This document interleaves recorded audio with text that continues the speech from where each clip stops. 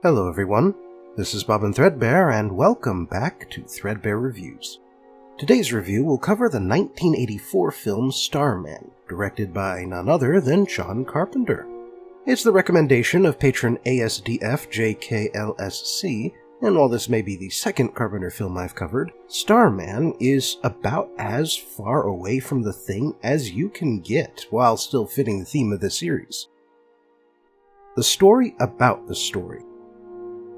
Just like The Thing, John Carpenter may have been the director of Starman, but he only joined the project after it spent several years in development. Specifically, Starman started out as an original script written by Bruce A. Evans and Reynold Gideon. Evans was just starting out at the time, and he and Gideon worked together on a screenplay in 1979 and went on to sell it to Columbia Pictures. Columbia was interested in science fiction scripts at the time thanks to the big success of Star Wars over at 20th Century Fox, and while they stuck with Starman over the next few years as the project passed between half a dozen different directors, they also passed on a similar but kid-friendly alien encounter film called Night Skies. Night Skies was then picked up by Universal Studios, retitled to E.T., and then released in 1982. And let's just say that E.T. vastly outperformed Starman. Columbia gave the Starman script to Dean Reisner, an experienced scriptwriter who was given the difficult task of making Starman distinct from E.T. while being similar enough to draw the same crowd. He also had to rewrite the script several more times as new directors came and went, and eventually John Carpenter got the project and stuck with it. His last two films, The Thing and Christine, had underperformed at the box office, and so I figure he probably wasn't feeling too picky at the time. That being said, something else that probably appealed to Carpenter was the fact that it gave him an opportunity to direct something other than a horror film, since at that point his filmography was mostly horror or low-budget sci-fi action movies. Of course, Carpenter would continue to be a largely horror director after Starman, but hey, everyone in Hollywood likes to broaden their horizons every once in a while. Starman is mostly driven by the two lead actors, Jeff Bridges and Karen Allen. Bridges had a long film career before Starman, including both leading and supporting roles in films like The Last American Hero, the 1976 King Kong remake, Tron, and The Last Unicorn. Karen Allen's film career started in 1978 with National Lampoon's Animal House, and in 1981 she got the lead role Marion Ravenwood in Raiders of the Lost Ark. Starman cost $24 million to make, and it only got back $28.7 million at the US box office. It may have underperformed thanks to coming out the same week as David Lynch's Dune, but it definitely wasn't because of the critical response, because for once, the movie critics loved a John Carpenter film. It probably helped that the film was only barely science fiction, but regardless, the film also earned Jeff Bridges an Oscar nomination, the only Academy Award nod that any Carpenter film has ever received. But why don't we see for ourselves whether the critics knew what they were talking about for once? The review. An alien vessel visits Earth in response to the open greeting provided on the golden record of the 1977 Voyager probes. But when it enters Earth's atmosphere above the United States, it gets immediately shot down by a jet fighter. The inhabitant enters a nearby home and assumes human form by looking at several photos and using a lock of hair, but this form turns out to be that of the dead husband of the homeowner, Jenny Hayden. Jenny is understandably upset by this, as well as by the fact that the Starman basically demands that she drive him from Wisconsin down to Behringer Crater in Arizona. Jenny tries to escape several times, but she eventually realizes that the Starman means her no harm and is simply having a lot of trouble with Earth customs, technology, and the English language.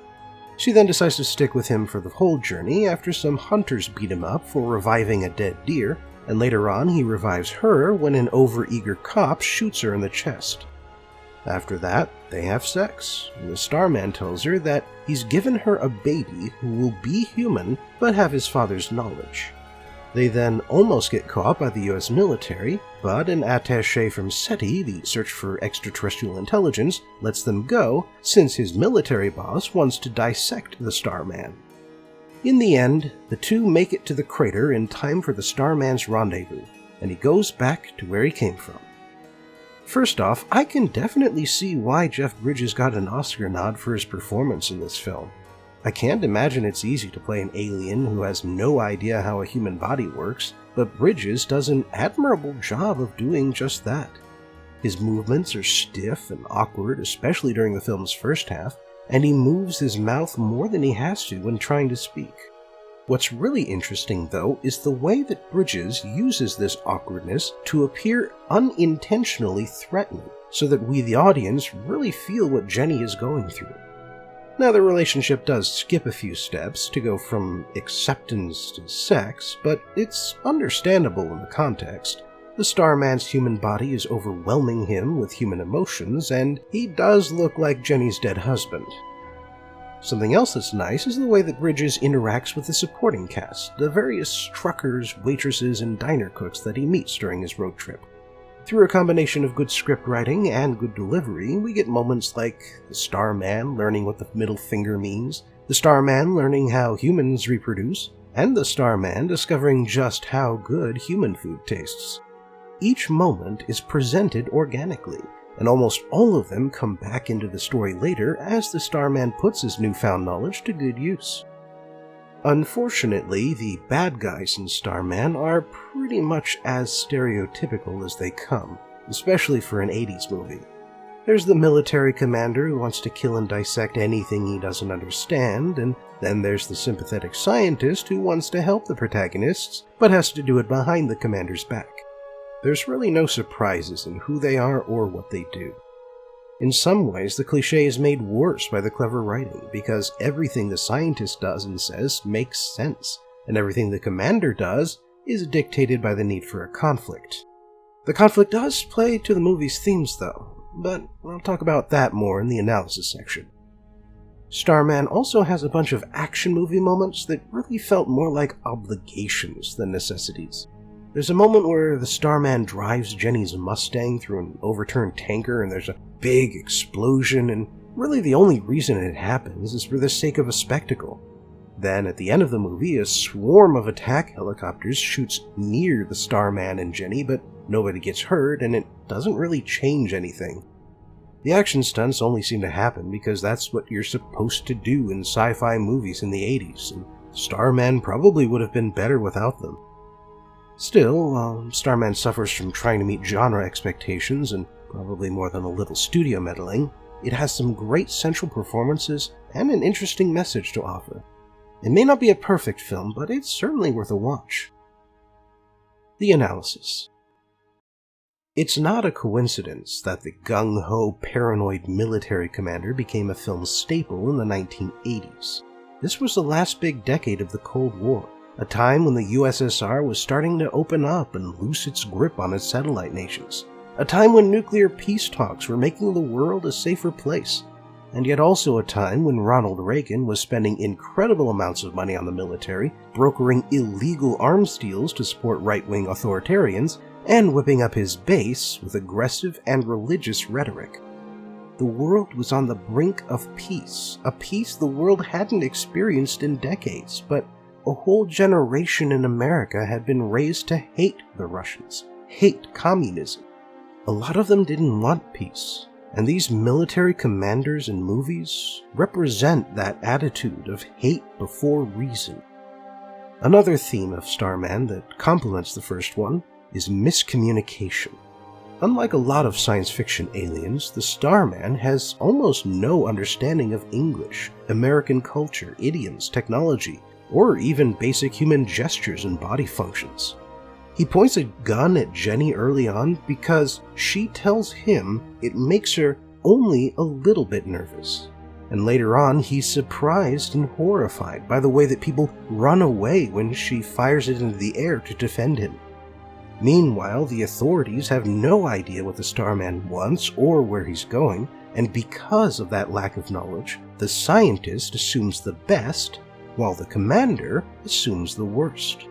And since the movie wants you to take the scientist's side, the commander's opinion is shown to be much less reasonable.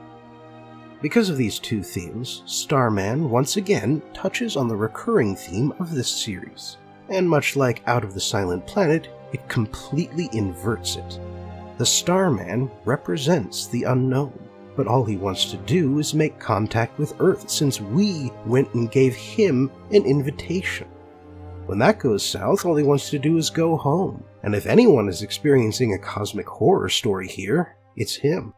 So I suppose the sentence in this case should be, give the unknown a chance, because what appears to be dangerous and threatening could actually be a miscommunication by someone who wants to get to know you. At one point, late in the movie, after the Starman gets a working grasp of the English language, he describes what it is about humans that he likes, the thing that makes us unique.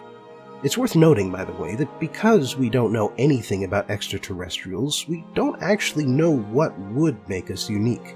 So when an author puts something like this into their work, it's always what they personally like or hate about humans.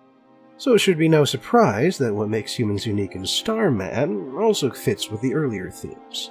It's our diversity, the way we all live in a variety of cultures and live our individual lives in a million different ways. Apparently, interstellar culture is all homogenized, and the people there are all identical, and so our lives are much more interesting than theirs, even if we are more primitive and savage. Ultimately, that's what this film is all about. It wants us to open ourselves up to new experiences, new perspectives, and new cultures. It wants us to understand other people in other places, rather than hate them just because they seem scary at first, or because we were taught to hate them without knowing why.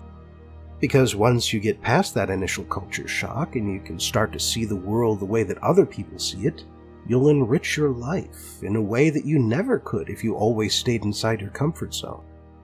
Thanks for joining me again for today's Threadbare review, and I hope I'll see you next time. Until then, please remember to like, share, and subscribe, and if you have a little extra money to spare, you can support me on Patreon. Link in the description.